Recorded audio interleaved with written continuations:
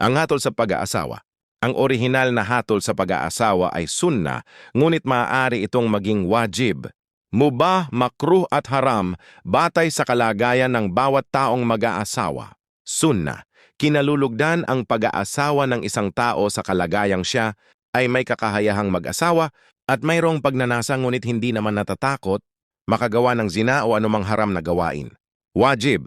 Obligado ito sa sinumang may kakayahan sa panustos at may pangangatawan na kayang ibigay ang pangangailangang sexual at iba pa ng magiging asawa at nangangailangan na talaga siyang mag-asawa dahil kung hindi siya mag-aasawa, ay natatakot siyang baka makakagawa siya ng zina o pangangalo niya, mubah.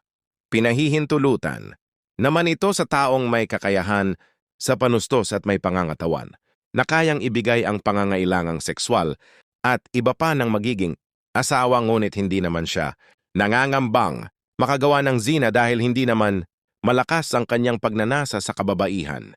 Makruh, kinamumuhian naman sa lalaking may pagkukulang sa pagbibigay ng pangangailangang sexual at panustos ngunit hindi naman ito aabot sa kalagayang magdudulot ng kapinsalaan o kapahamakan sa babae. Tulad, halimbawa ng babaeng mayaman na wala namang gaanong pagnanasa sa pakikipagtalik, haram, ipinagbabawal naman sa lalaking may pagkukulang sa pagbibigay ng karapatan ng asawa sa panustos at pangangailangang sexual at wala talaga siyang kakayahan na panagutan ito at siya ay hindi makatarungan na magagawaan niya ng pananakit at panloloko ang kanyang mapapangasawa o naging asawa. At tandaan na ang pangangailangang sexual o panustos ay nakabatay sa urf o pagkakaalam ng mga tao sa isang lugar at kakayahan ng bawat tao. Hindi natin pwedeng laging ihambing ang bawat anumang kalagayan sa kalagayan ng mayayaman na mga tao.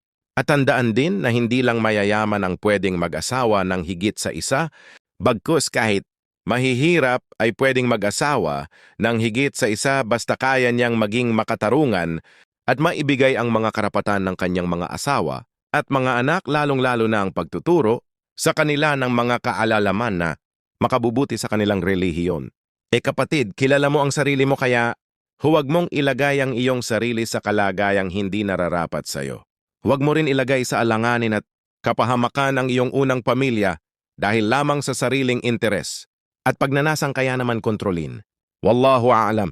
Mula sa post ni Sheikh Yusuf Gonzalez, Hafidakallah, dahil hindi ka kupal at umabot ka dito, pwede mong i-hit ang subscribe, like and share at mag-comment. Ka na rin kung taga saan ka para malaman ko kung saan umabot ang video na ito.